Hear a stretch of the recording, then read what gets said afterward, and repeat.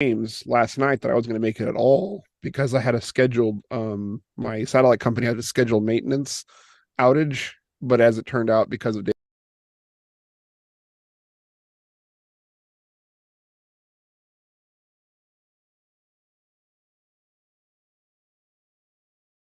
Testing, testing, testing. There we go.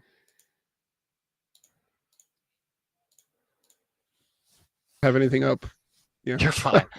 That was my fault. That was entirely my fault. There we go. Be great if my mic was on right now. Everybody would just be like, Ryan's screwing up again. Oh, it's fine. Oh, this is gonna be fun. So, Everyone yeah. loves you, Ryan. Thanks. Now, as I say, where it is, do demons exist? I take it you're going first, Justus. Sure, whatever. A1. All right. It's kind of traditional, just based on the title, but that's You, oh, you know, sorry, you Canadians, who knows what you're going to do? We are an unpredictable bunch, yes. There we go. With our free healthcare, living longer than you guys, you should be scared, right? Are you in America, I should ask? No, you're not in America. I was gonna say TJump's in America. Where are you at? Russia, Oh, okay. Siberia, So yeah, you got a doing the whole different. Rasputin thing. I was gonna say you have a totally different world lens than us. Then I take it, just in Yeah, general. I grew up in the States. I'm a Oh, okay. missionary, so it's kind of best of both worlds. Yeah. Don't mind me. I'm just focusing on cutting the screens up here, getting you guys in focus, making your faces all on the screen, and I will get my own face so people know I'm here. There you go. Every time I import this window, it's just TJump on my whole screen. Just bam. All right.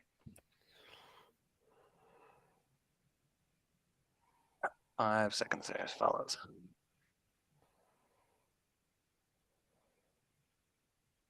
And now I will peer this to the top. Oh. All right. And So yeah, also, Ryan and TJump, real quick, just pre-debate. I am on satellite internet. There is a lag, so if I'm over talking, especially the moderator, that's probably not because I'm just being a jerk. It's most likely because of the lag. So I will that's all. try to just to make that um, clear. Yeah, no, that's all right. I if there gets to be too much over talking as far as like what I can hear getting uploaded, then I just go into muted rounds. But yeah, I Sure. do allow for quite a bit of over talking, as long as it can kind of correct itself. But if it just turns into nobody can kind of hear anybody, then yeah, I think that's the natural response. But as for now, I'm gonna Yep. whip us over to the show, and you'll have 10 minutes on the floor. So. Just give me 2 seconds here.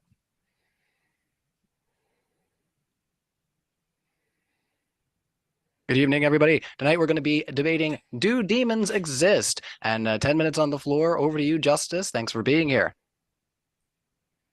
Thank you, Ryan. Thank you, TJump. Thank you, everyone, for coming out to see the debate tonight. Thanks to Modern Debate in general for the platform, and to James specifically for creating it for us. Tonight we're going to be talking about, do demons exist, or evidence for the existence of the demonic.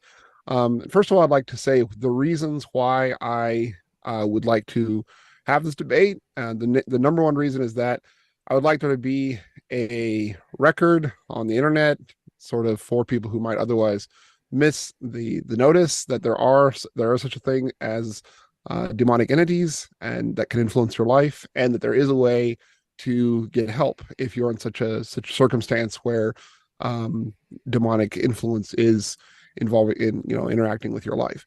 So for me, it's an evangelical sort of outreach opportunity to tell people about it. So why would I be the one to tell people about it? I'm My name is Justus Walker, and I've been a missionary in Russia for over 20 years. I was originally born and raised in the United States, but have been overseas in this particular mission field for quite a long time. And inadvertently, completely without my desiring it, I fell into a ministry of helping people become relieved from demonic influences that they're having in their lives. People who would come to our church and people who weren't even members of our church would often years ago begin to come to us for help with unexplained phenomena in their homes that we could then help with. And over the course of the last 20 years, I've been privy to some 20 some exorcisms, and I have seen both the horror and the terror of demonic influence on people's lives, and the peace and release and relief that people can gain when those demonic influences are expelled. Before I get into my evidence, I'd like to really quick, because last time this debate that I did this, there was a lot of people in the chats that said, oh, he makes his living, charges people. In fact, we never advertise any kind of exorcism kind of like service. People who have an issue are looking for answers and they come to the church for that. So that's the first thing. And second, I never, neither for my pastoral services or if I do what I call cleaning, never take any money for that. That's definitely a pro deo kind of a service that we do to help people out. So the motive is always simply to give people release and relief from the oppression and the terror that they are involved in. So the the evidence for the demonic. First, we're going to go to historic evidence. Second, we're going to go to what I would consider objective evidence or other testimony, and the third will be my own personal experiences, anecdotal. So historic evidence is that belief in the demonic historically is the most widespread belief among all cultures and all societies throughout all time. There is less belief in a higher deity throughout all nations and cultures and times than there is in the demonic. The demonic has had more belief by all cultures and all times than even a higher deity. So again, this is of course, TJump will jump on it and say, pun intended, we'll jump on it and say that this is an argument from history or from popularity, and that is to some extent true, but you have to take in consideration that if this is a universally held belief by all peoples in all times, it may need something more than just hand waving to dismiss it. The second set of evidence is that in modern times, we do have evidence of exorcisms and the demonic. Two things that I'd like to note is there's a very good exorcist. His name is Father Martin Carlos, who has been doing exorcisms for over 20 years, is documented a large variety of his experiences. And I would refer anyone to his podcast to get both an entertaining and informative introduction into that world.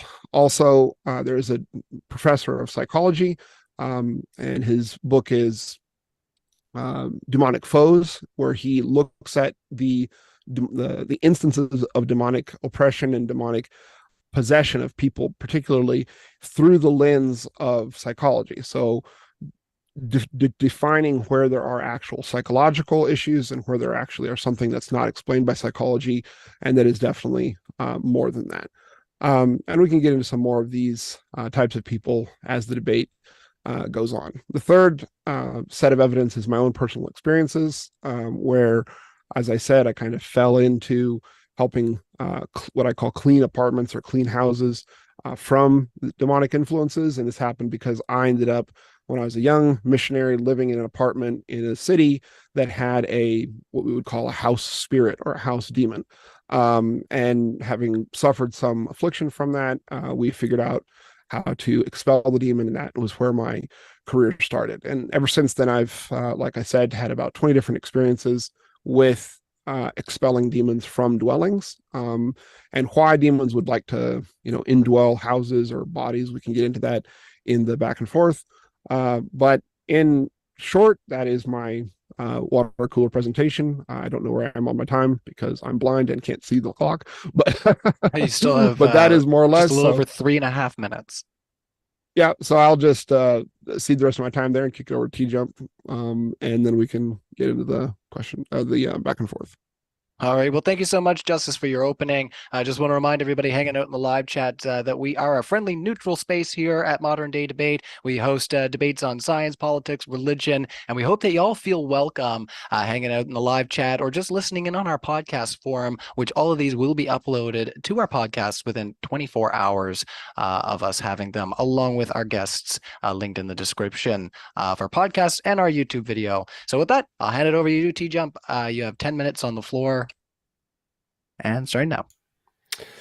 There is no evidence of demons existing. All of the evidence is to the contrary. The reason the scientific method exists is in order to differentiate imagination from reality. And the fact that demons have never been able to make any novel predictions indicates that they are imaginary, not real, just like magic crystal woo, leprechauns, fairies, unicorns, energies, karma, Reiki, chiropractic. All fake, all no evidence to indicate them. And the way we can do this is because they don't make novel predictions. You need to make novel predictions about the future and confirm them in novel, testable, confirm them in peer-reviewed studies in order to show that they're real. Demons have not done that, just like fairies and leprechauns have not done that and failed every time. The reason people believe in exorcisms is the same reason people believe that magic, a rabbit's foot gives you luck, or putting a horseshoe above your house entrance gives you luck, or painting blood on your door protects you from evil spirits. It's because of psychological features in the human brain, fallacies, biases, illusions, delusions, misconceptions, weighted biases in the brain that cause you to believe certain things work, even though they did nothing, simply because you are priming your brain to believe them because you already have the belief and you want it to be true. And so if it happens to have a positive impact, even though it's the exact same percent chance of it happening as random chance, then you'll believe it because you like it, not because the evidence actually indicates it. And you'll believe it has evidence, even though it's the same as random chance. So there's no evidence of demons, just like there's no evidence of Reiki healings or chiropractic working. All right. Well, thank you so much, T-Jump, for your opening statement. We will put it into an open floor discussion. Just going to remind everybody in the live chat, we will be doing a Q&A at the end of this. So if you have questions for either of our speakers, get them in now so they'll be asked nice and early. With that, I'll kick it over to you, Justice, to respond to some of what you just heard. All right. So first of all, I'm really glad that interested that TJump brought up chiropractic, because this is one of the go-to things that the lovely supporters of science like to, or the so-called supporters of science like to go to. I just challenge, the 1,000, whatever, how many viewers, 10,000 viewers that will view this debate on YouTube, among you who have gone to chiropractors and gotten some real serious help from them, to attest to the contrary. Chiropractic actually does work, and like exorcisms, it is something that can be attested to by the experience of those who have gone through the experience. But my direct question to T-Jump would be, what is your standard of evidence? It was interesting that I listened to a debate Novel testable predictions with okay, so the question for me then is, I listened to a debate recently with Matt Dillahunty where he said that if they found a wooden boat Matt on Mount Dillahunty Ararat, is bad at epistemology. I don't want to hear what Matt Dillahunty had to say. It does not interest me. So if you found a wooden boat on Mount Ararat that was dated back to 6,000 years ago, would that be decent evidence that there was such a thing as Noah's Ark and that there was such a thing as a global flood? Maybe. I don't really know much about the story. So, like, if the Bible predicted that there would be a boat of a particular size and shape on this mountain that dated to whatever year, whatever, and that was confirmed and found later, then yes, that would be good evidence. So if we make a prediction that such things like how spirits exist and they have particular sorts of phenomena associated with them, and that after doing an exorcism that these phenomena would then go away and provide relief to the people that are suffering from the phenomena, isn't that a predictable, testable, predictable theory that can then be verified? Only if it's novel. So only if it's things we don't already explain by like every other means. Right. So if a house cleaner like myself, who's aware of things like depression, things like people dealing with grief, things like gas leaks, things like carbon Yeah, if monoxide, it we solves exclude gas those things. leaks, yeah, exorcism solving gas leaks, great evidence. I love it. No. We are excluding those. T-Jump. We're Pay excluding those. attention. Don't type on your phone. Listen. No, I'm We going are to type on my phone as much as I excluding. want. I don't need to listen to you. I can already debunk you without ever Sure, of listening. But course. you were listing these things because why? Because you said if we can exclude other things that we can explain. And so I'm What? saying, No, yes, no, of I said course. novel Any things. So normal, what I was saying was you need to right. provide So novel by novel, things. what do you mean? New. Novel means new. Just means things that aren't already explained by everything else. So like if Right. you're So saying we that there are exclude certain the things that phenomenon we can like dish, explain. no, that part's irrelevant. That part's totally irrelevant. So Just 1 second there, novel Justus. predictions means you need to predict a phenomenon that isn't already explained by other things. So like if we know plates falling over, already know who does that. The wind can do that just fine. If we know about gas leaks are caused by pipes. If we know poisoning is caused by lead poisoning or the water. Or if it's a psychological phenomenon like depression, which can be solved by psychosomatic kinds of induction, talking about ideas, crystals. Chiropractic, for example, placebo effect does absolutely nothing to benefit the body, but makes people feel good because they're being touched and having lots of interactive oxytocin release from being with the doctor. But literally, we can do the MRI, say, yep, completely failed, did nothing. These kinds of things were the phenomenon in the case of chiropractic, where people feel better, but literally nothing changed about their body because we know oxytocin was released. Just like the woo religious healers who are say they can grow people's legs back or make them see or make them hear. It's all fake. We can prove it's fake. We can do the examinations of their body and show nothing changed, but they had a giant release of oxytocin and dopamine, which caused them to feel like something changed because of priming. So that's already fully explained. So it has to be something we don't already explain. So like if you can levitate a chair, that'd be great. If you could, I don't know, kill somebody, that'd be great. Great evidence. Start killing people with ghosts and stuff. Phenomenal evidence. Well, that's quite a bit to chew on, so we'll pass it back over to Sure, Justus there sure. to respond to some of that. Yeah. So the question that I would have is, what is the explanation for instance, someone being healed from hepatitis A or hepatitis B or AIDS or impotency after prayer, for instance, all Doesn't things that happen. I've experienced You're personally. wrong. You're No, wrong. It's called a delusion. I That would be the have explanation. personally. Delusion. No, it's people that I've personally prayed for and seen these exact healings, like AIDS, hepatitis A, hepatitis B. That's a little bit off the topic. We're talking about demons. So to come back to the topic, is if we see that someone is dealing with a entity in their home that is causing a lot of oppression, a lot of demonic oppression, and then we can exclude things like, of course, gas leaks, carbon monoxide poisoning, depression, and still we have the phenomena, and then we say, okay, our prediction is that this is demonic.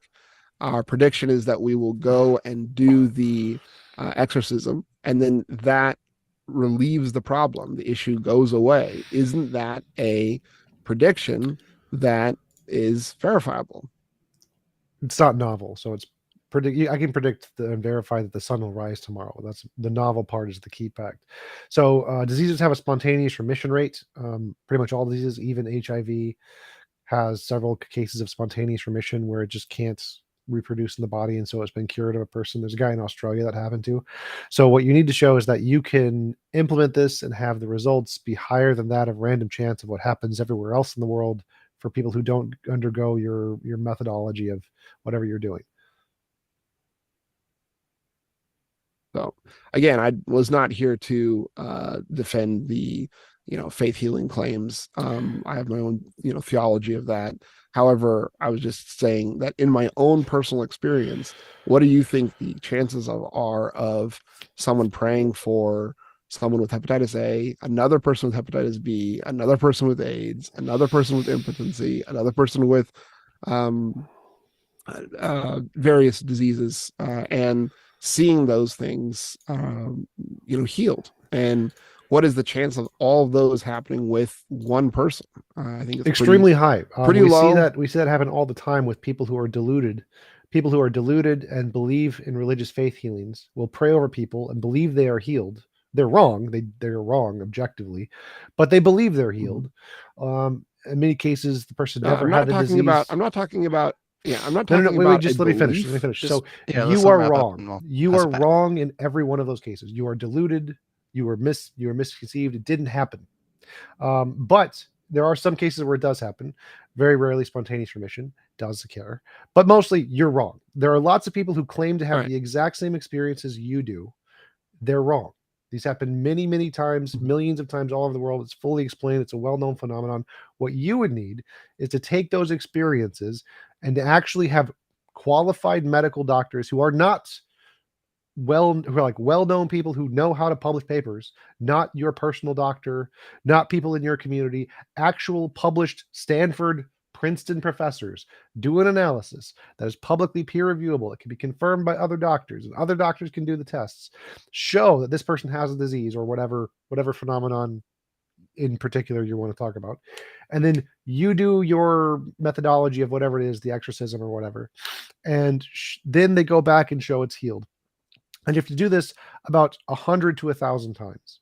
And then we can show that if you're, and then we have to have a control group. There's a control group that we don't do the experiment to. We don't do the exorcism.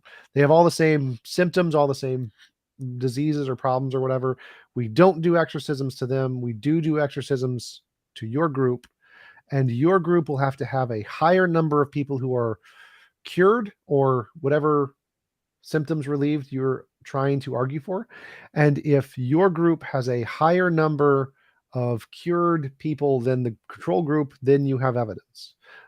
We've done this study many because times. I didn't, and because we did not, because we did not, I wasn't preparing for a healing debate. If healing actually I apologize. through prayer. So I'm using healing because it's easier for me to understand what healing is than what an exorcism is, and so I'm replacing the healing example just for the exorcism. But the same thing applies. I'm saying is that I'm totally willing to defend that. There are studies that have been done that have actually shown that faith healing does work, that prayer does have an effect. However, I'm not going to be defending that today because I'm not prepared for that. I would simply say to the audience that in my own personal experience, not, I know a guy. We've had situations, literally no difference multiple situations where absolutely a difference, where we had a diagnosis from a doctor. Russia is not a third world country. We actually have, decent medicine here. Where you have hepatitis A, hepatitis B, AIDS, and then after prayer we go back and get the tests done again, and the person is healed. You would disagree that Russia has decent medicine?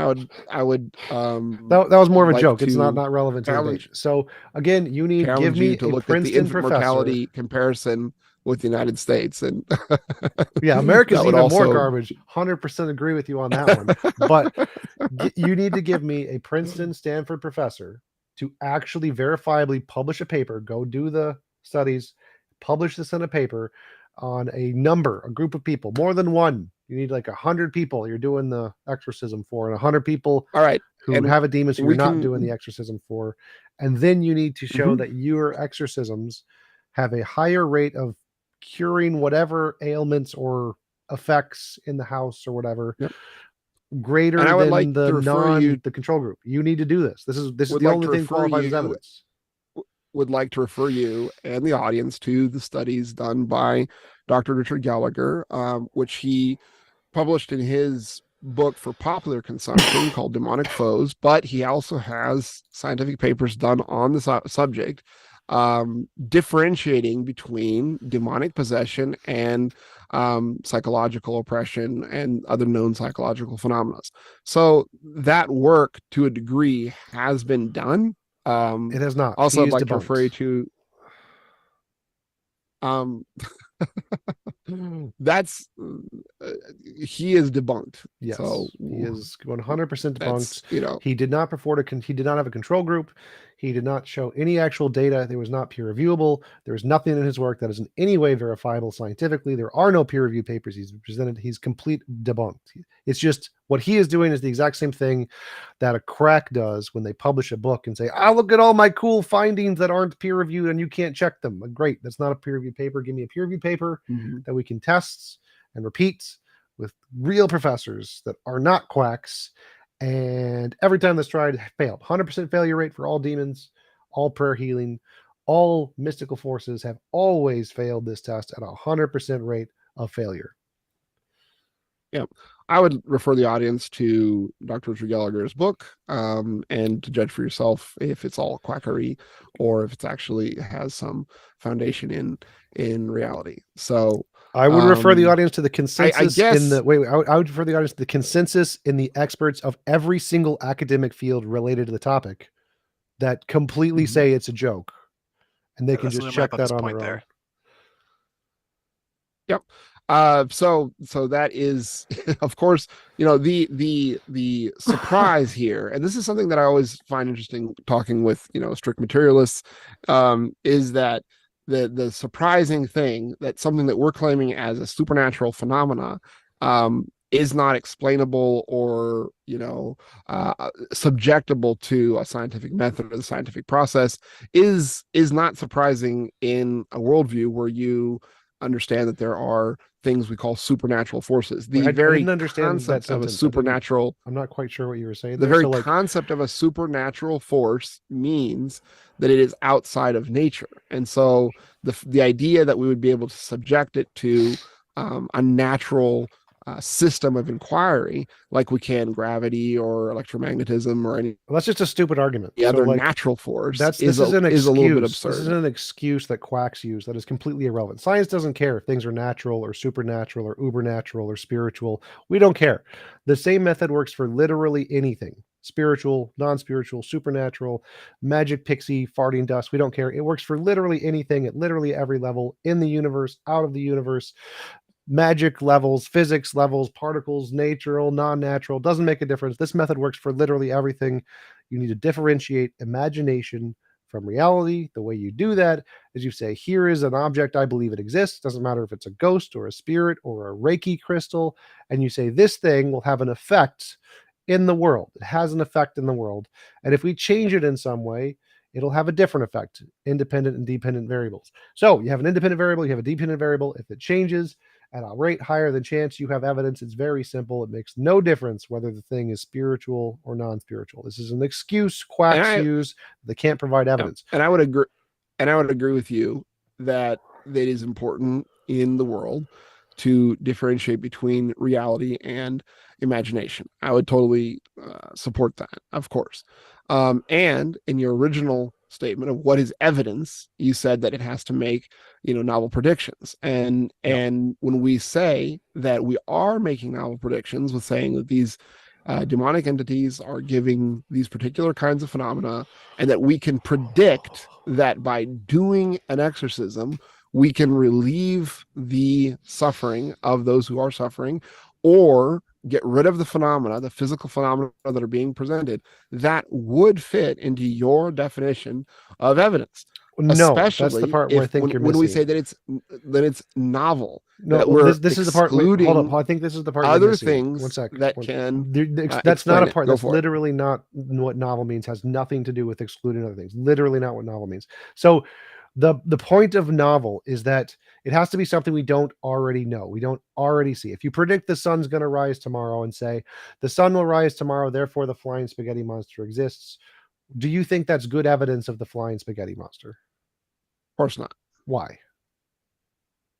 Because we have an explanation for why the sun rises. It's not a novel prediction. Forget that. Say we didn't. Say we've seen it happen a billion times, right? Every day the sun rises. Somebody predicting the sun will rise tomorrow is like, great, good job. We can all predict that because we've seen it a million times. Your made up hypothesis doesn't tell us anything Sure, because we've already seen it. because of the intervention, because we can make an intervention, we can have a independent variable. I mean, I understand that. Well, forget all that. It's just, we've seen it before. Predicting something we've already seen a million times isn't evidence. We don't care. If you predict the sun will rise tomorrow, no one cares. This is the problem. If you predict you have this special methodology that will heal people or that will exercise demons or something, and then this will have some kind of a psychological effect. One second. Here's the important part. No. Here's my prediction. Someone comes to me and says, we have something that we think is unexplainable. It's supernatural.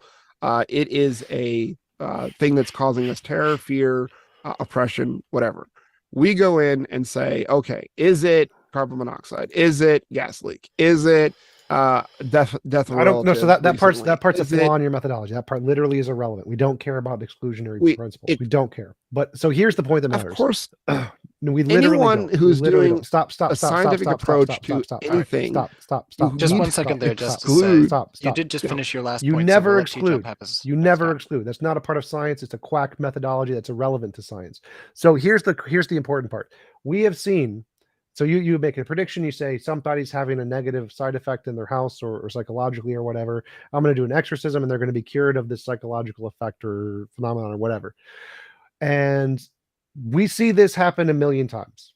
We see it happen for Reiki. We see it happen for religious healings. We see it happen for leprechaun exorcisms. We see it happen for unicorns. We see it happen for demons. We see it happen for the evil juju down at the bottom of the sea. We see this happen in every society all over the world, every faith healing, every church who does the weird little, I'm going to extend your foot and make you see and make you hear when you couldn't hear because you're deaf. We've seen this a million times.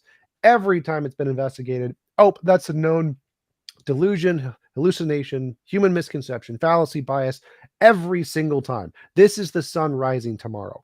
You have your personal experiences, and because your brain is extremely biased to selectively pick the ones that make you feel good about your ideology, you're going to find things that fit, that make you believe your hypothesis is true. It's called confirmation bias. You find the ones that hit and ignore the misses.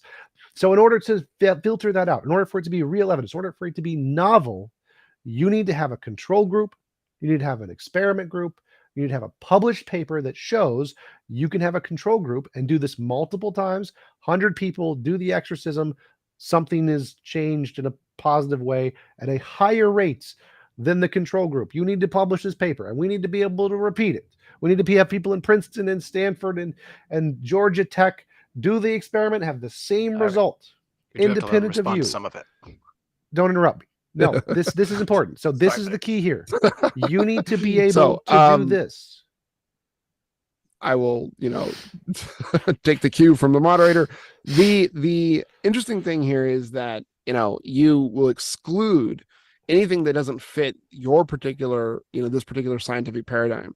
And again, as I said before, I can make a novel prediction that people who are suffering from demonic oppression that we can identify as demonic oppression will receive a freeing from that oppression by an exorcism, and that is novel. A prediction. That is not novel. I just literally explained this to you. No, it's not. I understand what you said. Pay attention. I literally understand. No, you didn't. Words that come out of your mouth. No, you didn't. And I literally understand how you like to interrupt people and overtalk people because you literally just lied. You lied about what I said. No, I did lied about not lie. Okay. Said. I'm just going to cut in here, guys. Just hold on. I don't want to put you on. I don't want to put you on. He's wasting my time. Hold on a second, guys. Let's let. If he's accusing you of misrepresenting, we'll let him clarify just right quick so that we do have that clarity, and then we'll try this one more time. So, as I said, novel, something we have not seen before. Something we have seen before. Quacks saying they will have some cure-all for somebody and seeing a positive result. That's the sun rising. That is not novel. There is no case where you can have your personal experience or your personal anecdotes ever be novel. They can never be novel. They will never qualify as novel. What novel means is you need to do a peer-reviewed study. Give me 100 people or 200 people who are affected by the demons or whatever. Do your exorcism on 100. Don't do it on a different 100. Have peer review from Stanford and Princeton be able to confirm, do the same test and confirm that your methodology works. If you can do that, it's novel. Your personal experience is never novel. Ever. Nothing you say is novel, because literally millions of people around the world have done the exact same thing for Reiki, for leprechauns, for demons, for spirits, for ghosts. We've heard this before. This is not novel. Thanks. So you've done your little list. No. Again, wait. Stop, no, stop, really, stop. literally. So what you 15 lied seconds, about. You need to seconds stop. to wrap up You your lied response. about.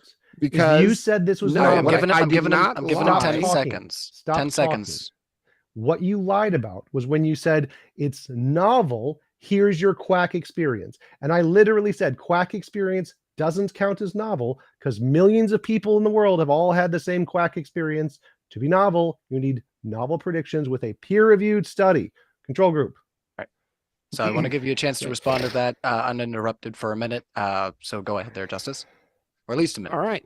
So everyone's heard TJump's little tirade.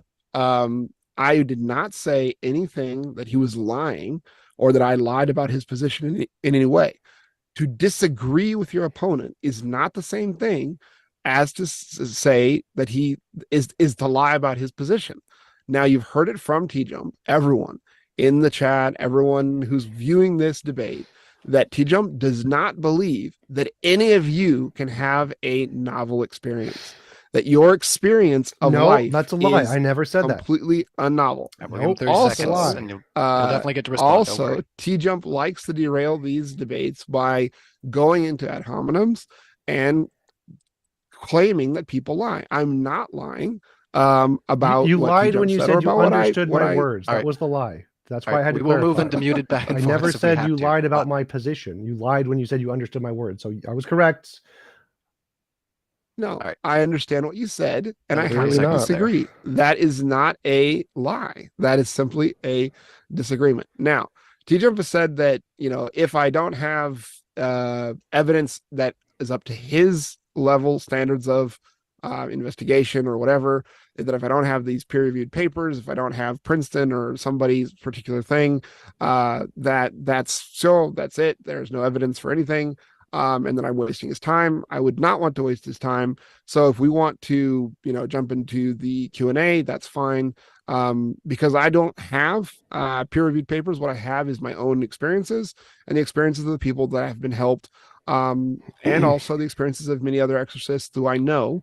We can talk about those. But again, with this particular opponent, that would be unprofitable. So, up to the moderator prerogative. So what I'll do is I'm going to throw out a prompt here and see if I can get you guys to maybe vamp on this. No, I'm not quite done yet. So, sure, if you want to take a chance to respond, but yeah, I do think it would maybe be fruitful to move into a new topic after we wrap this. So Justus was partially right there when he said that we require peer review. Yeah, you have to be able to have Stanford and Princeton review it. Them specifically you don't have to specifically get Stanford to review it, but peer review, the way it works is you present the paper. That's magnanimous of you. Thank you. So you have to present a paper that people can peer review, like Stanford, like Princeton, and then you have to have someone who's actually qualified in the field do the peer review, not quacks. The reason that your personal experience, I didn't say all personal experience doesn't count. That's not true. Personal experience doesn't count if it's not novel. Everything Justus just mentioned, his personal experience, the personal experience of the people he's helped, and the personal experience of the exorcists he knows, none of that is novel. That's the exact same thing all quacks have. Water dowsing, quacks have that. Chiropractic, quacks have that. Flat earther quacks have that. All quacks have those things. That's like saying, oh, look, the sun rises tomorrow, therefore my theory is right. Everybody on the planet has that data point. Everybody can use that to predict something. They can say the sun will rise tomorrow, therefore magic farting pixie leprechauns. Is that evidence of magic pixie leprechauns? No, because that data point you're using is the exact same for everybody else, and everybody else has it, which means it's not novel. If you present something that everyone else has and it's been proven to be garbage for everybody else, you claiming to have it now is also garbage.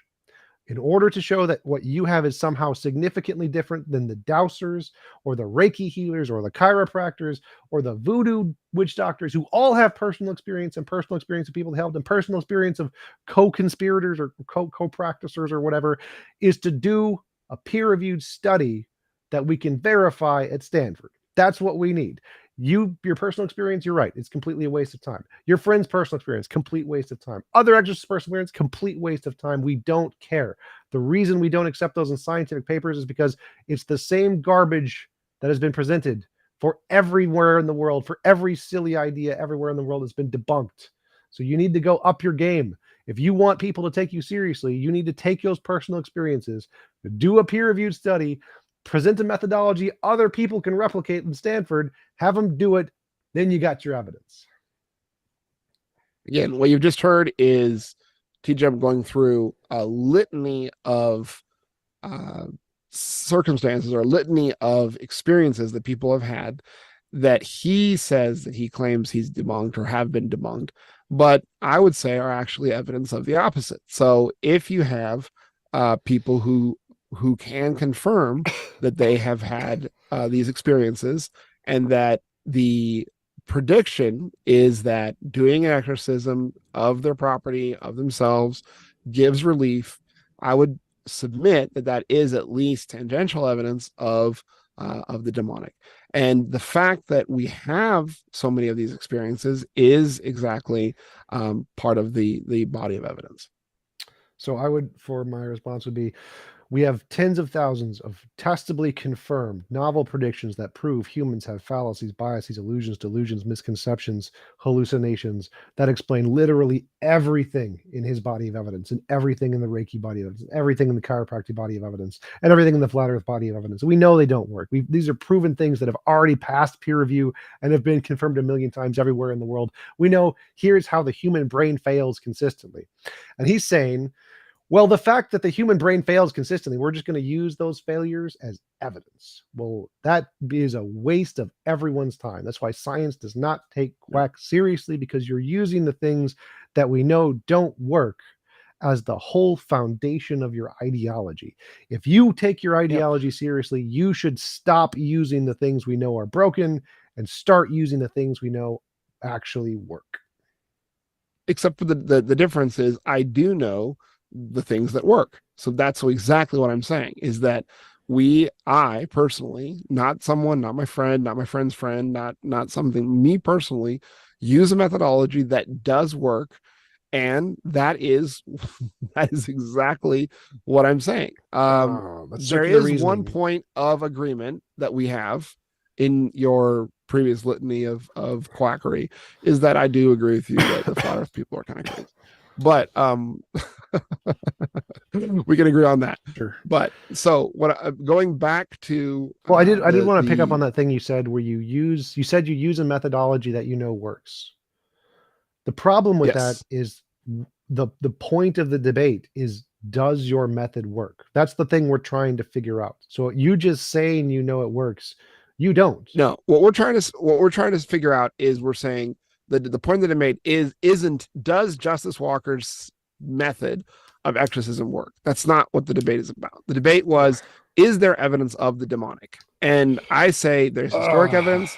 I say there is evidence from other exorcists because your methodology works today. Right? That's if your method works. That's the evidence.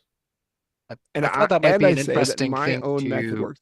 Of course, I can't prove to you here, other than just me saying it. Wait, there's an important point here. There's an important point here that I wanted to go down. So your evidence, one of your evidences was that you have this method that can relieve symptoms, which is like, so there's demons or whatever, and you have a method of exorcism and that relieves symptoms, and that's evidence, right? Yes. And so part of the topic of the debate is, does your method work? That's one of the things that we don't know. That's one of the unknowns. That's one of the dependent variables. And so when we need to use an independent variable, sure. And there is no peer-reviewed Princeton paper that says that Justus Walker's methodology works. Correct. So that's my own. That's why I said in my opening statement, that's an anecdotal evidence. Correct. It is my own personal anecdote. It's my personal experience, but it is an experience. That's why when you said the sentence, when I said the sentence, we need a methodology that works, and you responded, well, I have a methodology that works. It's my own. That's circular reasoning. That's why we need to use an external source to verify your method, which is the peer review, control group, test group. Sure. I would confirm it. Yeah. And you could do this. You don't need me. You don't need Princeton to do this. You can publish a paper to do this. You can just get 200 people with demonic possessions that you've confirmed. Get them all with your friends. You don't need to do it yourself. Do the exorcism on 100. Don't do it on a different 100. Record the results. Provide a method that other people can repeat this experiment. So like Princeton can do the exorcisms on the 100 and not on another 100 and get results. That's all you need. And you have real evidence of the demonic and you win $1 million from the James Randi Foundation. Just do the actual thing, the method that is verifiably succeeded for thousands of years, that have been proven through the scientific method. Use that to show that this is real. Win $1 million. Sounds like a good plan. I might just do that. Please. So, I will concede the debate if you do. If you do, I would like, you win. Demons are real. I would love that. Give me magic. That would be awesome. When you win, I will concede the debate. All right. Does that have to be, Moscow State University work for you, or is that have to be Princeton? Probably. I don't really know. On the record. I don't really know about like what are qualified or not, but yeah. So like if you publish it in a peer-reviewed journal, it'll be repeated in multiple countries and multiple cities. It just has to be peer reviewable and by accredited universities. So yeah, if you can publish it in Moscow University. So if I could give you a paper from the Moscow State University where they studied 500 examples of demonic possession, and they came to the conclusion that the phenomena that they were observing was not at all explainable by psychological situations, that they did study exorcisms, and that they came to the conclusion that exorcisms worked, you would accept that. Well, so you just proved that they're quacks. So anytime somebody says it can't be explained by psychological phenomenon, they're a quack. That 100% proves you're a quack. In science, there's this thing called the problem of underdetermination. It's a fact of philosophy, a fact of science. Every data point can be explained by infinitely many hypotheses, always and forever. You can never use exclusionary things to say it can't be that. You can never do that. Anybody who does that's a quack. They don't know science. And so if your school does that, they're quacks, they're not real, and you need to find a real university. All right, so you've heard it here, people. Moscow State University, not a real university. No. If the paper taking into consideration the current environment in the West, I would imagine that would be a predictable. Well, no, I didn't say anything. I didn't say anything about Moscow. I said in your paper, predictable phenomena. If your paper specifically says they excluded it can't be psychological phenomenon, then they're quacks. Now, I doubt it says that in any paper, because anyone who's actually an accredited university won't say that. They'll try to mitigate with probabilities or whatever, but they will never say that. That's not a thing. That's only a thing quacks say. Only quacks try to exclude, it can't be this. Only quacks. So if either they didn't say that and you misrepresented the paper, or they did say that and they're quacks. Those are the two possibilities. Yeah, possibly. I don't understand the methodology. I'd have to say that. But I did read the paper in Russian, and the paper does say that they did exclude psychological factors. So if that's a sign of quackery, there you go. You heard it here. Modern day debate. Correct. If they think they can exclude psychological factors, they're quacks. All right. So yeah, I do have a couple of things that we might be able to go down into. I mean, we've been going for almost 50 minutes. So if you guys want to go into the Q&A, we can use that to launch our discussion, and the audience can engage with the speakers as in the live chat there. So if you want to put in super chats, we'll try to use those to stir the pot of our discussion here, everybody. So well, let's just see what we have. Angel Qualls coming in for $5 says, if the material world is governed by immaterial things, such as the laws of logic, could you then grant there are immaterial entities beyond that? The laws of physics are not governed by immaterial things like the laws of logic. Laws of logic, one, they are immaterial things. They're abstract objects. They don't govern anything. They describe the way I'm a hecka reality muted. works. What? I'm hecka muted, and the audience is coming at me. Sorry, guys, you didn't hear the question, so they're gonna come at me and be like, what would a debate be if I didn't mute myself at least once? It's Ugh. OBS, Well, I'll this is the tell you. second time, remember? Because you were muted at the beginning and they just didn't know it. Oh, yeah, that's right. That is true. They didn't know that. Angel Quiles says for $5, if the material world is governed by immaterial things such as the laws of logic, could you then grant there are immaterial entities beyond that?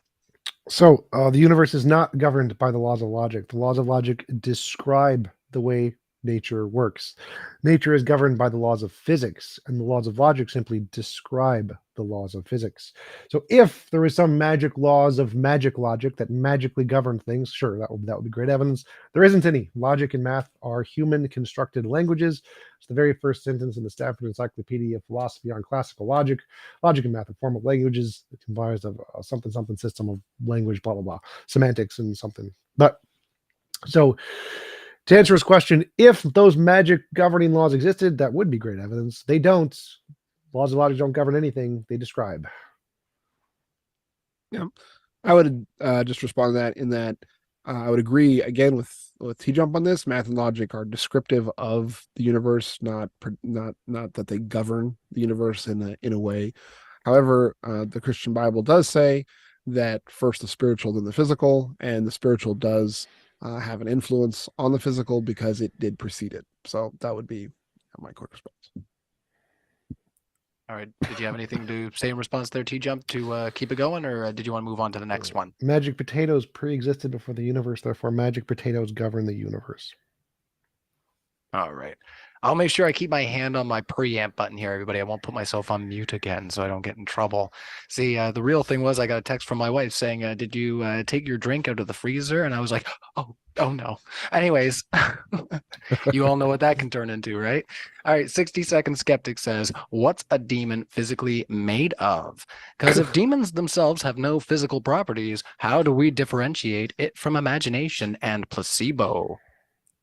Yeah, the demons have, as the Bible says, Paul says in Corinthians that there are different matters of different things. So humans have one set of things that they're made of. Human bodies, angelic bodies, or demonic bodies have another set of things that they're made of. We, by definition, say that a demon or angel is a supernatural entity, therefore that is above nature or not having a natural body. So you could imagine it as a parallel universe or however you want that can at times interact with ours, but they're not made of material substance. So it would be a different substance, a spiritual substance. Any thoughts over there, T-Jump, about what you just heard, or do you want to move on? Well, so the question was, what physical material are demons made of? They're not made of physical material. That would be a contradiction. If he was saying they're made of physical material, that'd be great evidence, but they're not. Secondly, how would a thing non-made of physical material interact with the universe? Well, there's lots of ways it could interact with the universe, and it could be. And the third question was, how could we test it? We could test it by making novel predictions. So there could be a non-physical spiritual demon who could interact with the universe, and we could test it by making novel predictions. Like if there's a demon and I pray to the demon, and the demon will shave off all of the hair from James's head, and then James comes off bald on camera. That would be phenomenal evidence, even though we couldn't physically test for the demon. You're muted. No, it's okay. I was just trying to alert the masses to close that bathroom door as it's making a racket. So anyway, Space Miner, does a peer review require that the peer whom reviews have a peer review of their peer review to be considered a proper peer review? No, peer review is just thank you. opening the door for other people to be able to test it. So peer review is making a methodology and paper that other people can reproduce, like Princeton or Stanford. The fact that Princeton or Stanford particularly reviews it doesn't make a difference. It's irrelevant. The point is that you published a paper that can then be replicated by other people all over the world. Any thoughts over there, Justus?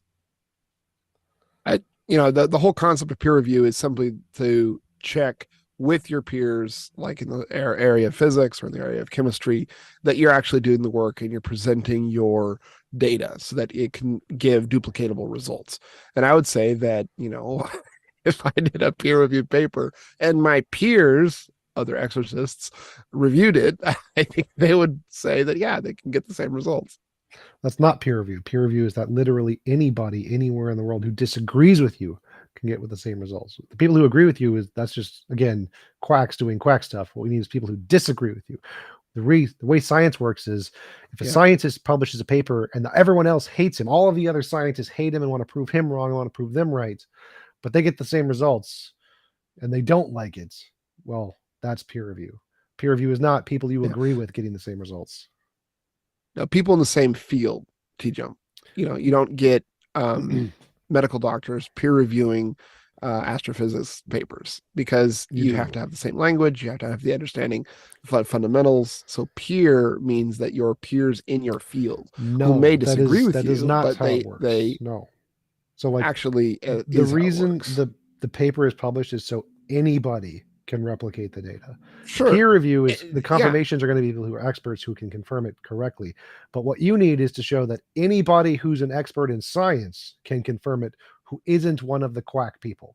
If one of the non-quack people can confirm it, except for we're dealing with a non, this is not a strictly scientific question.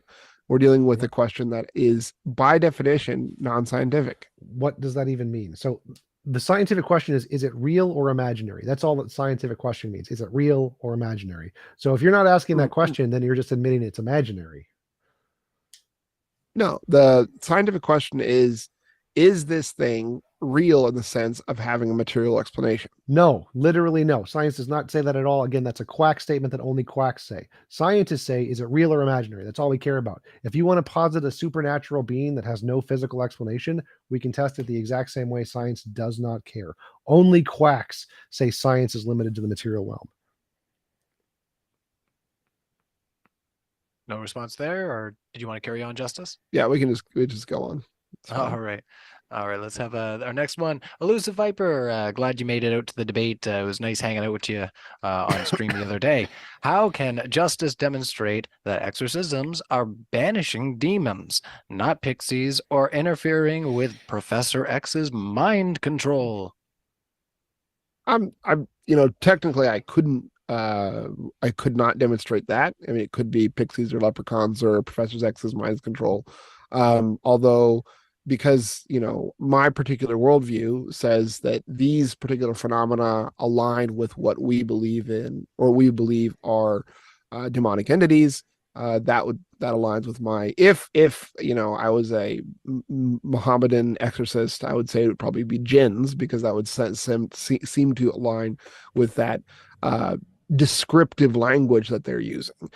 So you can use different descriptors. I particularly believe that the biblical account of what demons are and their phenomenology is better, has more predictive power. And the ancients agreed that too. One of the reasons why ancient Christianity gained widespread acceptance in the Roman times was because of their higher success rate with exorcism than the pagans. So, I mean, that's simply, it's just about having a better predictive power. All right, you must have some thoughts over there, TJump. A little reaction. So, what do you think about? The quacks in the Christian religion claimed to have more successful quackery than the quacks in the pagan religions. Therefore, the quackery was more successful in the Christian religion. Any response there, Justus, or I just want to carry on? No, I just insults aren't arguments. All right. Bitter truth. Psychoanalysis has evolved a concept of depression that deals with ideas about introjects rather than conceiving them as concrete toxins or demons. Justus, do you agree? I have no idea about introjects, so I wouldn't be able to comment on that. All right. Did you have any context you might be able to add to this TJump to maybe make something out of Bitter Truth's super chat. He did send in a $10 super chat, so I do want to honor Bitter Truth. So he said psychoanalysis has evolved a concept of depression that deals with ideas about interjects rather than conceiving of them as concrete toxins or demons. So I think he's So, saying that prior to psychology, there were many things that were thought to be like people who were epileptic or people who had ADHD were thought to be possessed by demons. The field of psychology and neurology have replaced those and saying, no, these are not demons. These are actual physical phenomena in the brain, replacing the demon idea, and that it's treated with medicine, not with quackery. And I think he's implying that because many of these things were falsely attributed to demons, that pretty much anything we attribute to demons is pretty much falsely attributed to demons and is probably just an unknown psychological phenomenon, which is a very good argument inductively. Yeah, I don't know what the person who asked the question meant by the question, because I don't quite understand the question. If that's what he meant, if he wants to, because of the $10 super chat, if he wants to clarify that that is what he meant, then I can respond to that. But I don't see any point unless that's exactly what was meant by it. oh, okay. I was going to ask if you, in the spirit of debate, if you could, interact with what TJump just expressed there, but we can carry on if you want to Yeah, what clarify. TJump, what TJump Go ahead. said. Respond to if the person who asked the original question wants to clarify, that's fine too. Let But us know in the chat. what Bitter TJ said is that is why modern exorcists all first go to psychologists, first try to figure out, having a person who says, I'm having voices in my head, I'm having oppression, I'm having these malicious things that are happening to me. We say, okay, go get, scientific help, go get the help from a psychologist, from a psychotherapist, go get help from a doctor. We use what we call the Rees-Howells principle, which is exhaust all venues, all options of getting help in the mainstream before we say, okay, this is something that is above and beyond that. And that could be quackery, like TJump has said quite a few times. Oh, that's quackery. No, I actually think it's a good principle to use. So people who have, for instance, like Tourette's, that was brought to me one time for exorcism, it's like, you know what? No, this person needs other help. What was the principle called? We call it the Rees-Howells principle. How do you spell it? After Rees-Howells intercessor.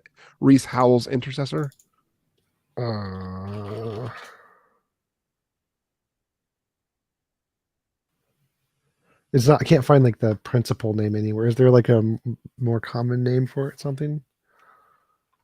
That's what we know it by.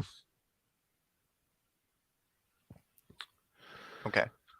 Well, yeah. If you want to take a moment to look that up, yeah, we can carry on. Bitter Truth did confirm in the live chat there that TJump was clarifying his correct point there. So it seems like we did get to interact with the question properly, which is nice. So retro video for $5 Canadian. Oh, Canada. Hello, my fellow Canadian. If we have two rooms, one empty room with nothing in it, and one with only a demon in it, how do we tell the difference between the two rooms? You wouldn't be able to tell the difference without the demon interacting phenomenologically with the room. Well, I think he's asking like how there should be some way it's doing that, right? The demon would do something like if you were there, it would pull your hair or knock over a dish or something. What would it do? There's the question: what would the demon be doing in the room that would differentiate it? The demons in general are looking for bodies. They are disembodied spirits. They're looking for places to occupy, and they're always trying to upgrade their occupation. And the most common way that they do that is through fear, through gaining access to people through fear. So, in my experience and experience of other exorcists, the lower grade demons, the demons that are actually very weak, are the ones that end up inhabiting homes or houses. It's no good commentary on my own abilities, but they will then phenomenologically cause fear through breaking things or making strange noises or causing temperature changes, so like drastic temperature changes, causing smells, and that then freak people out, get people to look for help on the dark side of the force. That then gives the demon access to an upgraded dwelling, which would be a human body, is what they're generally after. I didn't fart. It was a demon. I was gonna say, you say it before I do. Possibly. That's exactly what I'm gonna tell my Possibly. wife the next time. Yeah. Indeed. You might have a lot of demons in your house, TJump. That's And right. she wakes That's up right. all of a sudden in the middle of the night and it's like, Ryan, what did you do? Anyway, let's carry on. Back to Junior Roll. Says, whoa, TJump hair. He do be styling. So back Thank Junior you. Please Roll. send me money. Yeah. I think Junior Roll's coming on to you there. So Looks like the bad guy, behave Fifth yourself. Element. Behave yourself Fifth in the live Element. chat. Hacking the headlines. Thank you for your super chat. It's a good movie. $5. Oh man, we Good bad hit guy. we hit a silly moment, guys. Now we're gonna have to try to pull back out into the debate mode, right? All right. So Justice, have you documented any of your healings with film footage, certified medical documents, etc.? If you haven't, why not? Not film, like never had any film evidence of it, because mainly the kinds of healings that I've had aren't ones that you would see on a film. Again, specific ones that I have personally dealt with have been cancer, which TJump will say, oh, remission, hepatitis A, hepatitis B, HIV, a case of impotency, a case of sterility. And these were all medically documented ahead of time, that these people had diagnoses, and then afterwards were also diagnosed medically as having remissed, of course. But that is the evidence of the healing. Any thoughts over there, TJump, before we move on? Oh, he was correct. Spontaneous remission is a fully known explanation of all those things. That just happens to happen a lot when you pray for them, people. It does. It's called confirmation bias. It happens a lot when people pray for it and expect it to work, and they accept the hits and ignore the misses. All right. Well, let's try to carry on. So Matters Now, that's where we are going to be having our after show, sends in a $2 super chat. And I don't usually talk too much about other platforms that I participate in actually ever, beyond the music that I put on Modern Day Debate. But we had a really chill conversation with James Coons, the owner of Modern Day Debate, over on Matters Now. It was a lot of fun. So if you're kind of curious about where James stands in all the debates that we're having on the platform, you can definitely go check that out at some point. Asks, so I assume Ozian, you're on the Matters Now account, asks, Justice, what was the title of this paper on demons? The Russian title was about, I have to remember the exact title, but it was in Russian. It was the differentiation between psychological effect and demonic possession, or something to that effect. I can look it up. I can find it for you. I didn't get it prepped for this debate because I assumed that TJump would not accept something that he couldn't peer review in English, of course. So, which is fair enough. But I was just asking that in case of the if you would accept that as a peer review thing. Well, I need to actually do the experiment or peer review it. Reading the paper isn't anything. I have to do the experiment. Right. The problem with doing the experiment is you actually have to believe, right? So that would be one of the prerequisites to the experiment. No methodology that refers to reality requires belief. If I say that you have to do some experiment, say with some chemicals, you have to have this amount of temperature, this amount of time, this amount of stirring, to get this result, then you would say, oh yeah, that's necessary. And if somebody did a different temperature, different amount of stirring, different amount of time, then you would say the experiment wasn't done correctly. Correct. And if I say you have to actually have a thing called faith for this thing to work, then that kind of puts you into a hard place of doing the experiment. Well, no, the problem with that is It's logical what you said there, that it would be considered one of the dependent variables or the independent variables that's required to do the experiment. Problem is that we know that that's one of the fallacies used in every quack methodology. And so using, like I mentioned before, if you're using the same quackery that's been debunked a million times before as quackery, one of which would be requiring faith for anything to happen, then you need to stop using the garbage methodologies and go to the ones that work. Right. The response that I would give to that is, again, if we have quack doctors that hurt people, does not in any way debunk the fact that real medicine actually works. Sure, but I don't think that is relevant to what I said. So, like, we've proven that It's every methodology, like exactly millions of people have said, you need to believe for it to work. That's a very common thing in quackery. Quackery, it's extremely common argument. And every time we test it, fails. 100% fails every time, no matter what. If we have people who believe doing the experiment, we're watching them, fails every time. So we know it's quackery when people say that. And so if you're taking that as a requirement for your method to be verified, and it's I will put the name of the study on demonology and the Moscow State University in the debate. Later I'll find it and come back and put it under the video. okay. And also I will give you a peer-reviewed paper on the efficacy of prayer for healing, which I wasn't prepared for this debate because wasn't the topic. But I'm sure you'll find fault with those. No, give it to But Princeton. I nonetheless, don't they have do no interest. I've exist. studied enough of those, know they're bunk and garbage. It's a waste of my time. Give it to Princeton, get them to repeat it. And if they say it works, I'll be like, yep, you're right. You win. All right, our next one coming in from Joshua Woodwin. Thank you so much for your super chat. I thought Putin in Russia makes the public do the Russian Orthodox Church. So Putin is not like Xi or Kim Jong, where Christianity is illegal. Yeah, Putin has had kind of a tolerant to ambiguous relationship with non Orthodox religions ever since 2008. 2016, he enacted the anti missionary laws. 2017, they made Jehovah's Witnesses illegal. So it's not exactly like we have 100% freedom of religion in Russia, but most denominations of Christianity and other religions aren't exactly persecuted. They're just frowned upon. So no, you don't have to be a Russian Orthodox. It's just kind of better if you were. Seriously, ban Jehovah's Witnesses? Yes, That is hilarious. I find that hilarious. it's really sad.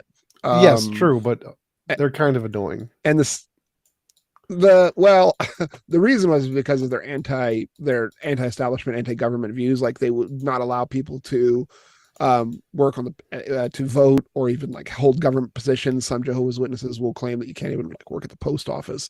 Also, not allowing to give blood transfusions for children. Kids were dying. And so these are the reasons why the Jehovah's Witnesses were banned. That last one's actually a pretty good reason. Agreed. All right, let's carry on from there. And yeah, Ozian, if you're hanging out and you want to tag for the after show, that would be fantastic of you, buddy. Joshua Woodwin asks, actually, sorry, that's the second one from Joshua Woodwin. Well, let's pop on up. First super chat from Trevor CA. Thank you so much for your first interaction on the channel here. If non-physical factors are pseudoscience, are you claiming any exotic precipitants to the Big Bang can also be dismissed? Very sincere. Who's he asking? Very science. Oh my goodness. I was gonna say I might have to get my glasses out for this here. Let me just blow this up. I'm gonna read this again, everybody, and not try to butcher it as we so famously sometimes do. If non-physical factors are pseudoscience, are you claiming any exotic precipitants to the Big Bang can also be dismissed? Well, they're also Very physical. science. So like quantum fields are physical, strings are physical. Like they're also the things that pre-exist to the Big Bang are also physical. So I imagine what he's implying is saying that any non-physical thing, if I'm saying any non-physical thing is pseudoscience, then non-physical things that are posited before the universe would be pseudoscience. There just aren't any. Like all of the physicists in string theory, all of the physicists in physics are physicalists. They believe all that there is physical things. So strings, quantum fields, all physical. That's all physical stuff before the universe, space and time being emergent from physical stuff. Like, I think he's confusing that the Big Bang being the beginning of all physical, all natural things, which no one in physics says. All right, any thoughts over there, Justus? Or I think, again, that the problem with materialists is the presupposition that all things that we could possibly interact with have a material nature.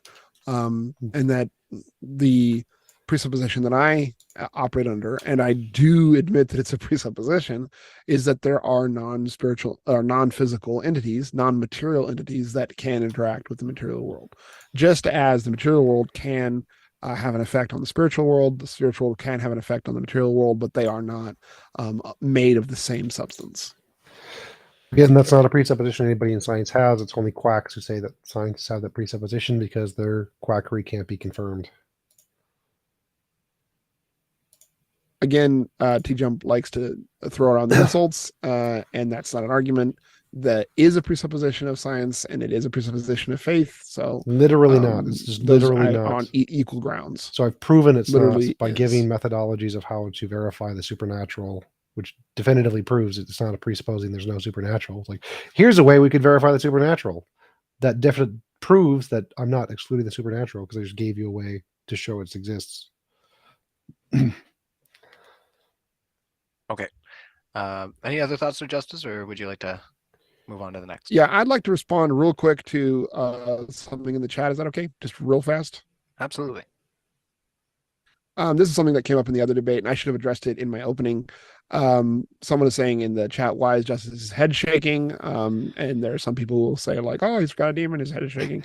I have congenital nystagmus, which is a issue with my eyesight. And so because of that, my head shakes to stabilize what I see. And so it has nothing to do with me being insane. At least that's not evidence of my insanity or demons. It's just congenital nystagmus, a known thing. You're just cringing really hard at what I say. You disagree so badly. You just have to shake no the entire time. I understand. I have an uncle that has the same condition. So every time I'm talking to him, I'm like, you know, when I was a kid, I was like, he's so disagreeable. But let's carry on.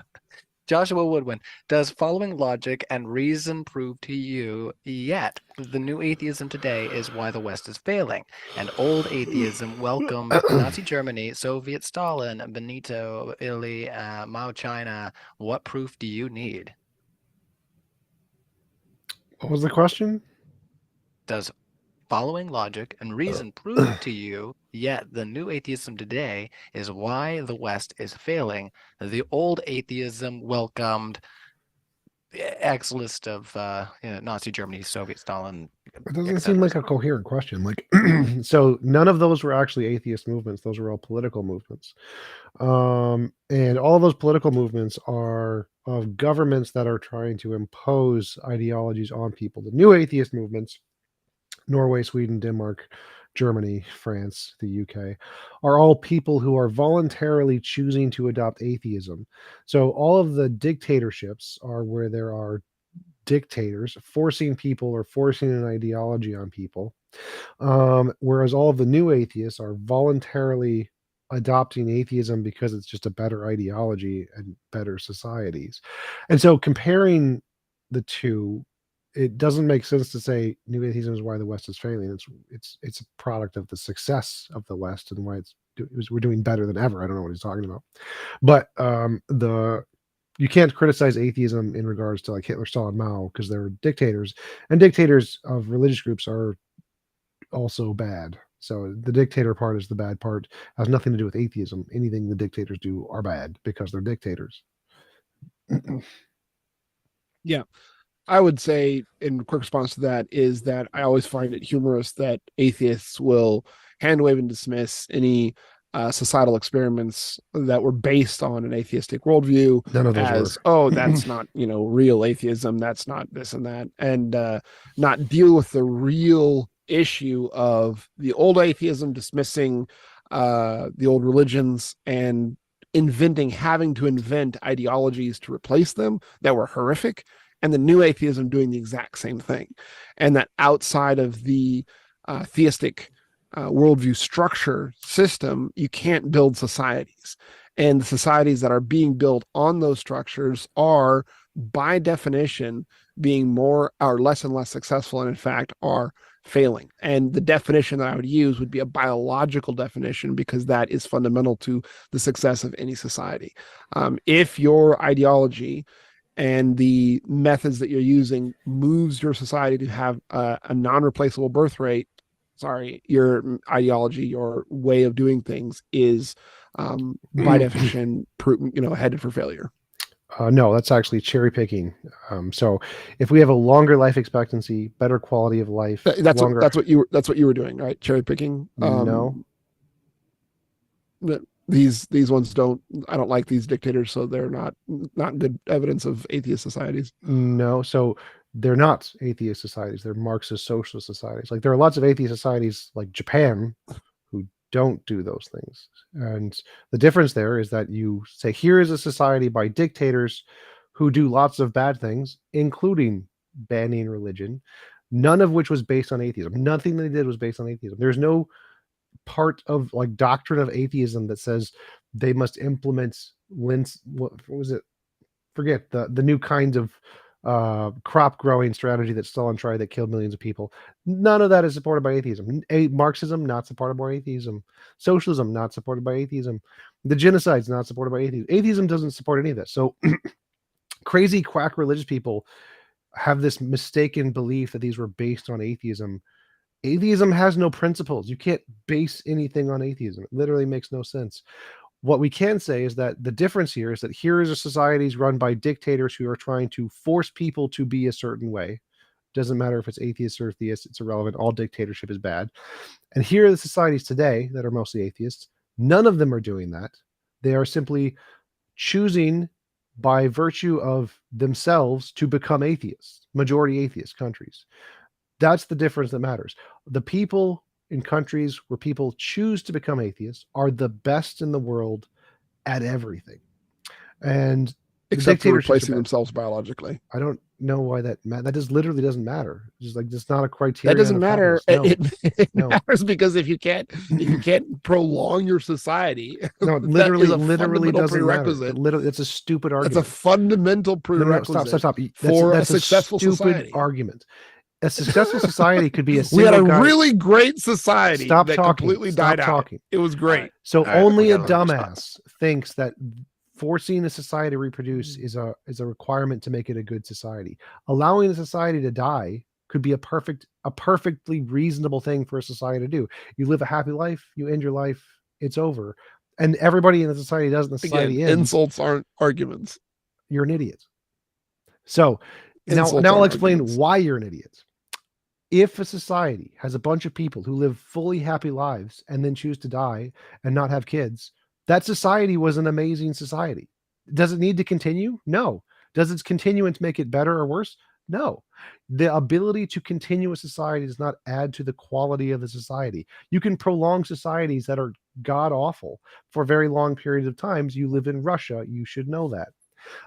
This idea that there's a criterion that requires you to progress the society for longer 10 seconds. is just irrelevant. It's just irrelevant to quality of life or happiness or the betterment of the society. It's just a stupid thing religious nut jobs say because they want to force women to have more children against their consent.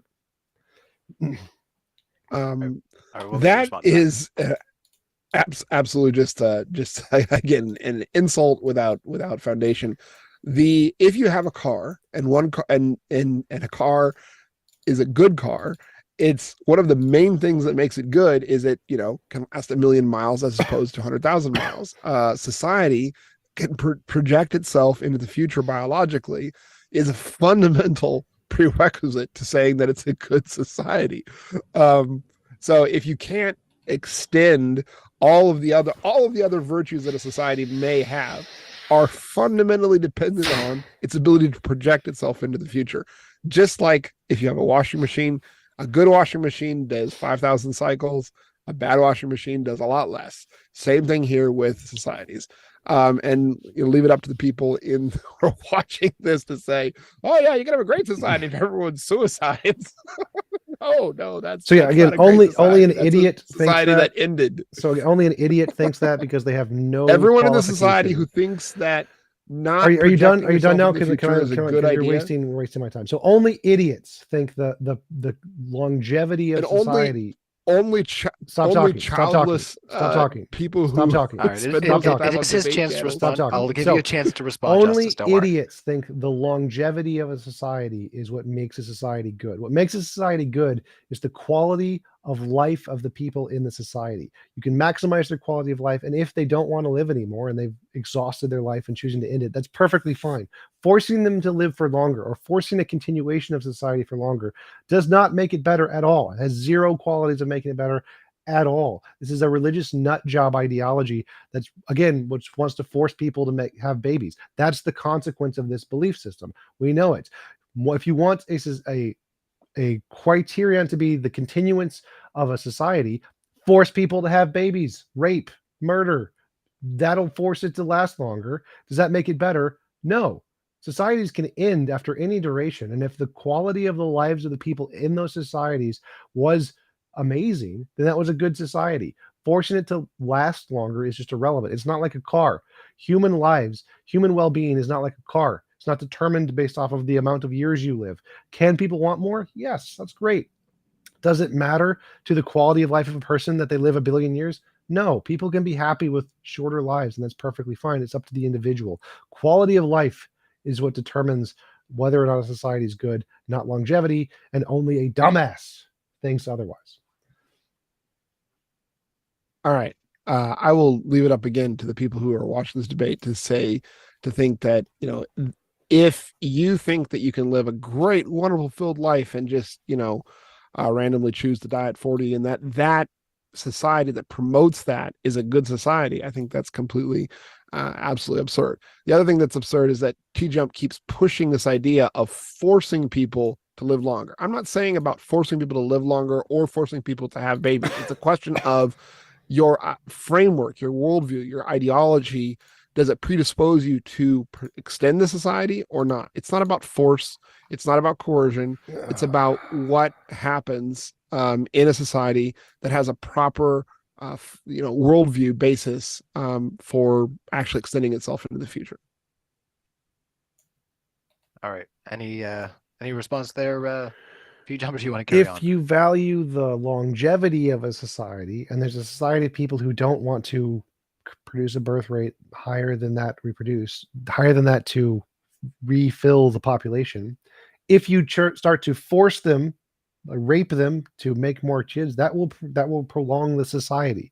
So the implication of his argument, even though he doesn't realize it because he hasn't thought very much about this field of economics and societal impact, is forcing people by raping them to have more kids to increase the longevity of a society is a good thing.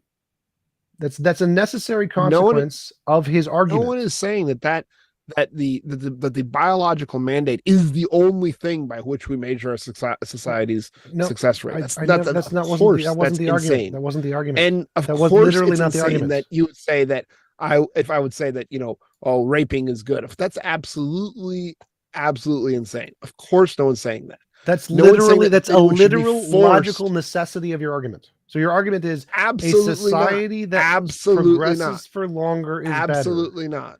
Okay, so let's let Justus explain how he doesn't. To be considered successful, a society has to produce itself into the future. Just like a species, to be considered successful, has to move forward into the future. It doesn't mean that any method of moving forward into the future is justified or is ethical or is equatable to success. But it does need to produce itself into the future to be successful. That's literally stupid. So if a society of people raping does produce that feature, then it's a higher level of being a successful society than one that has lower birth rates. That's the consequence of your argument. So a society with rape better than one with low birth rates. That's the necessary Absolutely consequence not. of what you're saying. Absolutely not. Because So wait. again, So a society, it does not need to be able to reproduce to be a good society. a society must extend itself in the future to be considered a society in the future. It does not mean that a society that exclusively That's a stupid uses argument. rape as a method of extension is a good society. Genghis Khan biologically was successful because, like, what, 30% of people in East Asia or Central Asia at the moment can trace their, DNA back to him. It doesn't mean that that was right or that was good. Biologically, he was more successful. Is biological success the only thing that we measure when we're measuring the success of a society? Of course not. But it is a prerequisite. No, it's not. It's literally irrelevant.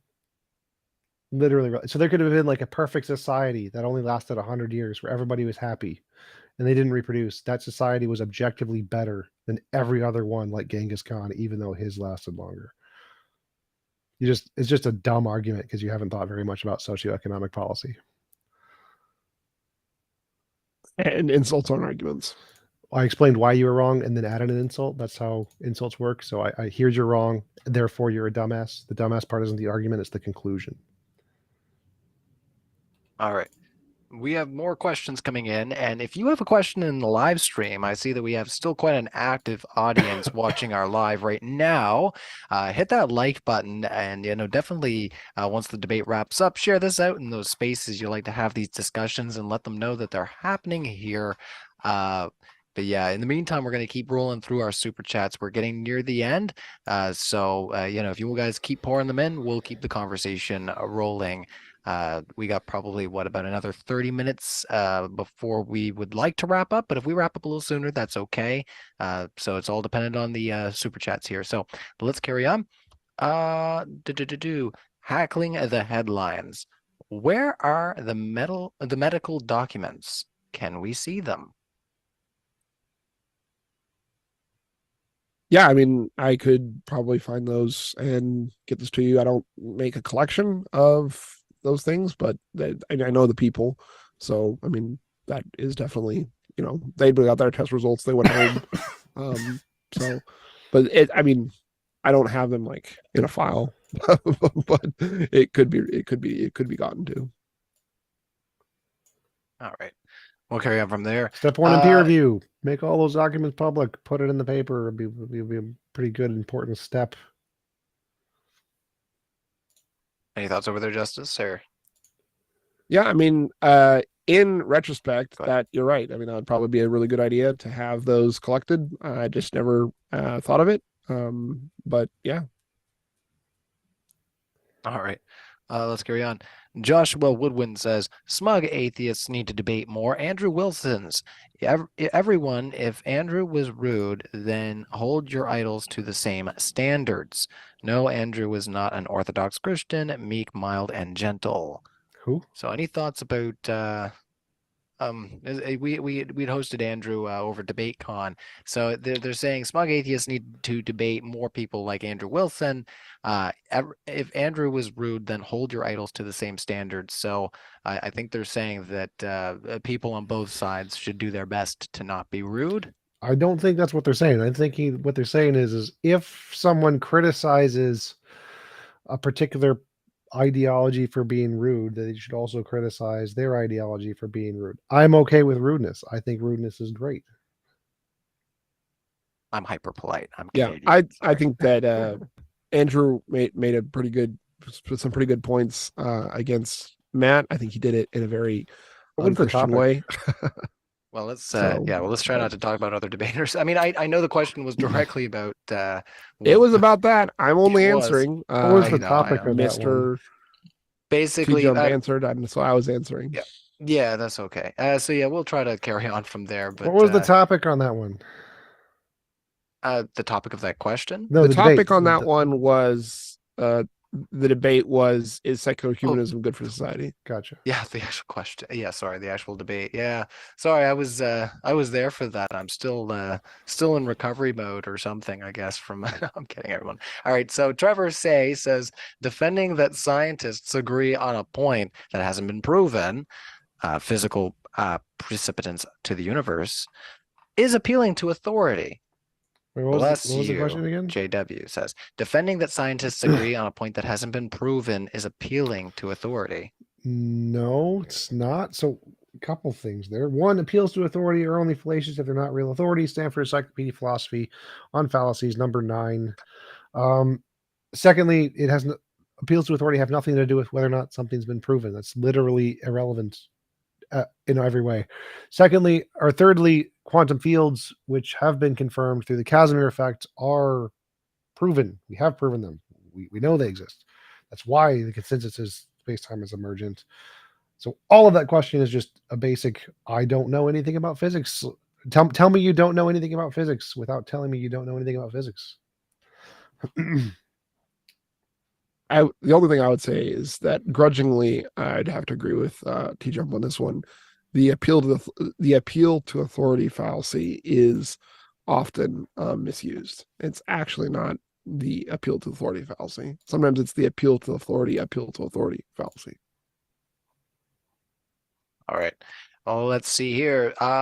Trevor C says, sorry, we just read that one actually. We'll carry on. Thank you so much for that, Trevor.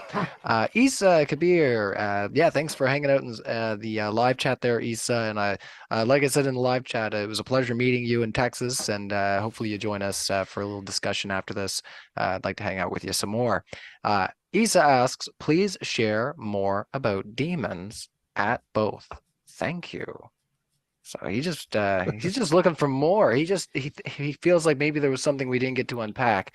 You know what, Issa, what I can do for you is maybe, since that's a pretty loose question, I can go into my Chat GPT list that I pulled up earlier. That's right, I use Chat GPT, and I'll see if I can find something here. Let's see. How might advancements in science and technology influence our understanding of the supernatural, including the existence of demons? Could Let's roll that discover one it. out for you. We could discover it. That'd be great. So again, that would presuppose the physical nature of demons, that they could be discovered as opposed to only phenomenologically observed. That's the same thing. I think the questioner is asking for ghost stories or demon stories, which I'm happy to provide maybe at the in the after show. All right, let's carry on there. Let's see if we can get some more that are a little bit more specific there. Yeah, Issa, sorry about that. We didn't get too much out of that, but yeah, maybe we'll get to talk a little bit more of it later. Joshua Woodwin, lunatic and quack are synonyms.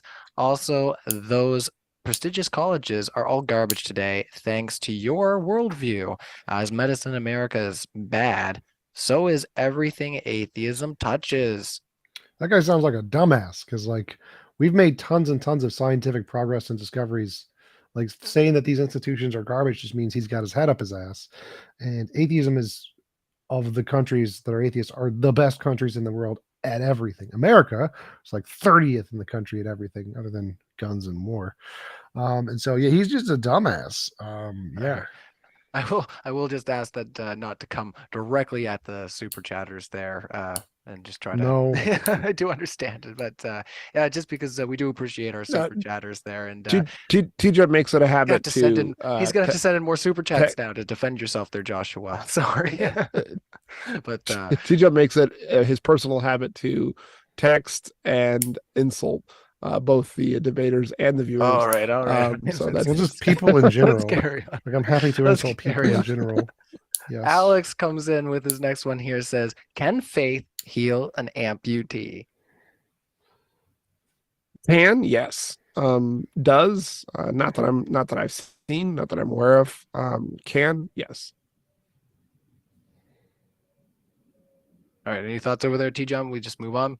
It's like asking, can a rock heal an amputee? I've never seen it happen, but there's no logical contradiction in it. All right.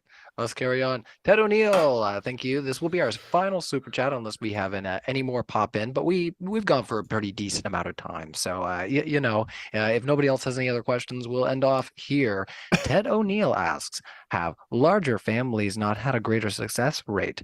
Is the atheistic worldly view affecting the success of having siblings and childbirth in society?" So again, this is a dumbass religious argument that only dumbasses make. Whether or not you have siblings, whether or not you have more kids, isn't a measure of quality of life. It's literally not. You could have no kids and have an amazing life. You have one kid, have an amazing life. Whether or not the society makes enough kids to reproduce the society is a dumbass Republican talking point that is just literally irrelevant to whether a society is good or whether people's lives are good. You just don't need it. It's just an arbitrary statistic based on pragmatism because Republicans and religious people are obsessed with making women have children even if they don't want them. Alrighty. think you Any can thoughts there, Justus? Yeah, sorry. go Go ahead. into the literature and see that the people who are from moderately large families, so from 4 to 6 children, usually have the most predictable good outcomes for life, both psychologically and economically. So there is literature on that. It's not just a dumbass talking point like No, it's false. TJump Actually, likes so to highest quality of likes life is single to kids. likes Single kids have the best. to likes to say, but so I'd encourage everyone to go look it up themselves. Again, biologically putting yourself into the future is a prerequisite for the species, a prerequisite for any decent society. It's not the only thing. You could have a horrible society that does survive into the future. But if you want to have a successful society, it does have to push itself into the future in some way. So that's the definition of a successful society, as one of the definitions, one of the fundamental definitions. All right. So I somebody- just found it. Research consistently finds that only children tend to perform better academically and emotionally than multiple siblings. Evolution theory can help explain only child's education advantage, and more time with the parents, more time to develop with friends, more money can go to their education and hobbies. So yeah, single children do better, have better quality of lives than large families. I'd encourage the people who are watching this debate to look into it yourselves. Don't take TJump's word for it. True. He likes to insult and read things from Google. So we do have go one more take a super look. chat. Before you do your closing there and your wrap up, sounds like you're trying to do a wrap up there, Justus. I will give you both 1 minute to close. And I'm sorry, Andre, I missed that very first super chat from you. Thank you so much for that first super chat. And I'm sorry that you sent in a second one to clarify, but I did get you, brother. I'm so sorry. So Andre P asks, TJump, what about historic militant atheists? There aren't any. I think I don't really know of any. There's historic militant communists. Maybe Dawkins. Maybe Dawkins is a militant atheist trying to actually promote atheism. Like there isn't really a militant atheist other than like the Four Horsemen. Hitchens, Harris, Dawkins, Dennett. Like I guess they're historic militant atheists, but nobody else really is. All of the talking points that dumb religious people bring up, like Hitler, Stalin, Mao, Pol Pot, none of them are militant atheists. They were militant politicians. They had political ideologies that they were promoting. They had nothing to do with atheism. They're literally irrelevant. They just wanted people to obey their political systems, and so they wanted to take away opposing ideologies, which included religion, like what Justus was saying about Putin taking away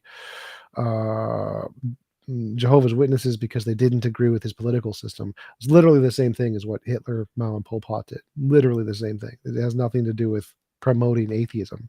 It's getting rid of dissidents. Yeah, I think that the observing or the interested observer will take into consideration Lenin, a well-known figure in the 20th century, who wrote 20-some volumes of work and consistently goes back to atheism as a fundamental for replacing the Christian ideologies of the nations that he was inflicting communism on with an ideology that was consistent with atheism. And so it's definitely not just, oh, it was communist, it was an atheist. Atheism is the vacuum into which communism, Marxism, fascism, whatever ism else that you have is then poured.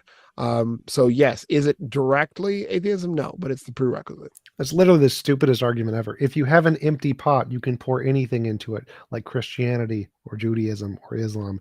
Empty pots are literally empty. So claiming that, oh, well, they poured in a different thing I didn't like instead of the garbage I do like is just hypocritical. All right, let's move into, and I'm going to pass it back over to you, TJump. 1 minute on the clock to give your closing statement. Okay, I'm on done. our Good. discussion. Next. Thank you, TJump. 1 minute on the clock. There, Justus. Closing statement. So, as I said in the beginning, I want to do this debate to give a reference point for people who might be suffering from demonic oppression or different demonic influences. I'd like you to consider the fact that there is a historical argument which I gave. There is quite a bit of evidence from modern exorcists who have been helping people, and I have my own anecdotal evidence which I provided or was able to reference to.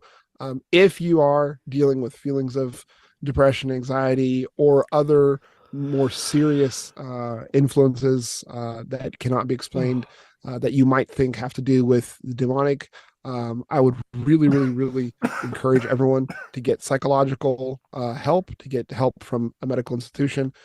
But if they persist, know that you may be dealing with something greater, something more powerful than what the medicine or what the institution of modern medicine can explain, and you may need help. So seek help. Christ can help you. Christ gives freedom from the demonic. And so be free. Know the truth and be free. Demons of the Gaps argument. Love it. With that, we will close out our debate for tonight. So thank you, everybody, for tuning in for our debate. I see lots of you hanging out in the live chat here. Make sure you hit the like button if you enjoyed our discussion tonight, or if you didn't enjoy it, hit the like button anyway. What the hell? It's not going to hurt you. So yeah, what we'll do is we'll close out from here. A big round of virtual applause. Both of our guests are linked in the description. So if you like what you're hearing from either of them, definitely check out the links in the description. We are going to be doing an after show over at Matters Now, so you can come check that out. In the meantime, enjoy these nice little guitar licks from yours truly. Cheers, everybody. YouTube.com/TJump. Like, comment, subscribe, because give me money. Cheers, fellas. There we go. We are off the air. All right. I'm going to get some dinner. I'll see you guys later. All right.